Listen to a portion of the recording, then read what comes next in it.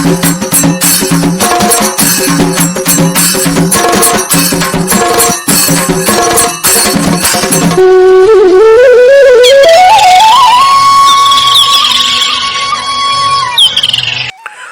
வணக்கம் ஃப்ரெண்ட்ஸ், நான் உங்கள் தண்டபாணி பேசுகிறேன். இன்றைய வீடியோவில் நம்ம ஆந்திராவில் ஒரு முக்கியமான சிவன் கோவிலை தான் நம்ம பார்க்க போகிறோம். அதாவது திருப்பதி போகிற பக்தர்களுக்கு கண்டிப்பாக இந்த கோவில் தெரிஞ்சிருக்கும். திருப்பதி அடிவாரத்தில் தான் இந்த திருக்கோவில் இருக்குது. இந்த கோவிலுடைய பெயர் பார்த்தீங்கன்னா கபிலேஸ்வரர் சுவாமி திருக்கோவில்னு சொல்லலாம். இந்த கோவில் சரிங்களா, கம்பல்சரி பார்த்தீங்கன்னா திருப்பதி போகிற பக்தர்கள் எல்லாருமே இந்த சிவன் கோவிலை போயிட்டு தரிசனம் செஞ்சுட்டு தான் போவாங்க. இங்கே அதே போல் ஒரு புனிதமான தீர்த்தம் கபில தீர்த்தம்னு பார்த்தீங்கன்னா இங்கே தான் இருக்குது. அதனால் இங்கே போயிட்டு அந்த கபில தீர்த்தத்தில் குளிச்சுட்டு, அப்படி இல்லைன்னா அதாவது கபில தீர்த்தத்தில் தண்ணி வரலைன்னா கீழே இருக்கிற புஷ்கரணி குளத்தில் நீராடிட்டு தான் நம்ம சிவனை போயிட்டு வழிபடுவோம். நம்ம இந்த கோவிலை பற்றி நம்ம ஃபுல் டீட்டெயில் பார்த்துடலாம். அதே போல் அந்த நந்தி இருக்குது பார்த்தீங்களா, அந்த ஜங்ஷனில் அதான் இந்த கோவிலுடைய சிறப்புன்னு சொல்லலாம் ஃப்ரெண்ட்ஸ். இந்த நந்தி தான் சரிங்களா.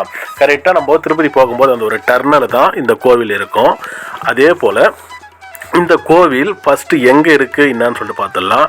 திருப்பதி ரயில் நிலையத்திலிருந்து சுமார் 4 கிலோமீட்டர் தூரத்தில் தான் இந்த திருக்கோயில் இருக்குது. சப்போஸ் நீங்கள் பஸ்ஸில் வரதா இருந்தால் பஸ் ஸ்டாண்டில் இருந்து சுமார் 5 கிலோமீட்டர் தூரத்தில் இந்த கோவில் இருக்குது ஃப்ரெண்ட்ஸ் சரிங்களா. நெக்ஸ்ட்டு, திருப்பதியில் உள்ள மிகவும் புனிதமான சிவன் கோயில்களில் இந்த கபிலேஸ்வரர் கோவிலும் ஒன்றுன்னு சொல்லப்படுகிறது. மற்றும் இங்குள்ள கபில தீர்த்தமானது திருமலை மலைகளில் உள்ள 108 புனித தீர்த்தங்களில் ஒன்றாகவும் சொல்லப்படுகிறது ஃப்ரெண்ட்ஸ். அது இந்த தீர்த்தத்துடைய மிகவும் சிறப்புத்தன்மை வாய்ந்தது. இந்த கோவிலில் உள்ள சிவலிங்கம் சுயம்புவாக வெளிப்பட்டதாக சொல்லப்படுகிறது ஃப்ரெண்ட்ஸ். இங்கே நாங்கள் எப்படி வந்தோன்னு சொல்லிட்டு ஃபஸ்ட்டு சொல்லிடுறோம் பாரு. நாங்கள் ஃபேமிலியோட பார்த்தீங்கன்னா நானும் என்னுடைய அண்ணன் ஃபேமிலியோட திருப்பதி வந்திருந்தோம். நாங்கள் முன்னாள் நைட்டே பார்த்தீங்கன்னா அந்த இலவச தரிசன டோக்கன் நாங்கள் வாங்கிட்டோம். எங்களுக்கு அடுத்த நாள் ஈவினிங் 6 மணிக்கு தான் எங்களுக்கு பார்த்தீங்கன்னா டிக்கெட் போட்டு கொடுத்துருந்தாங்க, தரிசன டிக்கெட்டு. சரி, ஃபுல் டே நம்ம என்ன பண்ணலான்னு சொல்லிட்டு பிளானில் இருக்கும்போது தான் அங்கே, அதாவது ரயில்வே ஸ்டேஷனுக்கு ஆப்போசிட்டில் இருக்குது பார்த்தீங்களா விஷ்ணு நிவாசம், அங்கே தான் பார்த்தீங்கன்னா லோக்கல் டூர் டெம்பிள்னு சொல்லிட்டு ஒரு பேக்கேஜ் ஒன்று இருந்தது. அதில் 200 ரூபாய் தரிசனத்திற்கு மொத்தம் 6 கோவிலை நமக்கு சுற்றி காட்டுறாங்க. அந்த டைமில் போன கோவில் தான் ஃப்ரெண்ட்ஸ் இது. நான் உங்களுக்கு இந்த குறைஞ்ச பட்ஜெட், அதாவது 200 ரூபாயில் அந்த 6 கோவில் எந்தெந்த கோவில் எந்த டைமிங் ஃபுல் டீட்டெயில் பார்த்தீங்கன்னா இந்த என்னுடைய சேனலில் நான் கொடுத்துருக்கேன். இந்த வீடியோவோட எண்டு ஸ்க்ரீன்லேயும் நான் தரேன், கண்டிப்பாக போயிட்டு பாருங்கள். திருப்பதி போயிட்டு நீங்கள் சப்போஸ் டோக்கன் வாங்கிட்டு நம்ம என்ன பண்ணலாம் தெரியல, அது மாதிரி ஃபீல் பண்ணுறவங்களுக்கு கண்டிப்பாக அந்த லோக்கல் டூர் பேக்கேஜ் கண்டிப்பாக பார்த்தீங்கன்னா பெரிய ஒரு யூஸ்ஃபுல்லாக இருக்கும் ஃப்ரெண்ட்ஸ். அதனால் கண்டிப்பாக மிஸ் பண்ணாதீங்க. நெக்ஸ்ட்டு ஃப்ரெண்ட்ஸ், இந்த கோவிலை பற்றி நம்ம பார்க்கலாம். இங்குள்ள கபில தீர்த்தம் என்பது திருமலையில் உள்ள சேஷாத்ரி மலைகளின் அடிவாரத்தில் உள்ள கபிலேஸ்வரர் சுவாமி கோயிலுக்குள் அமைந்துள்ளது ஃப்ரெண்ட்ஸ் சரிங்களா. ஏற்கனவே சொன்னது தான், இது ஒரு பிரம்மாண்டமான நீர்வீழ்ச்சின்னு சொல்லப்படுகிறது. நாங்கள் போகும்போது அந்த அளவு தண்ணி சுத்தமாக வரல ஃப்ரெண்ட்ஸ் சரிங்களா. ஏன்னா மழை டைமில் நாங்கள் போல் சம்மரில் போனோம், அதனால் பார்த்தீங்கன்னா சுத்தமாக தண்ணி வரல.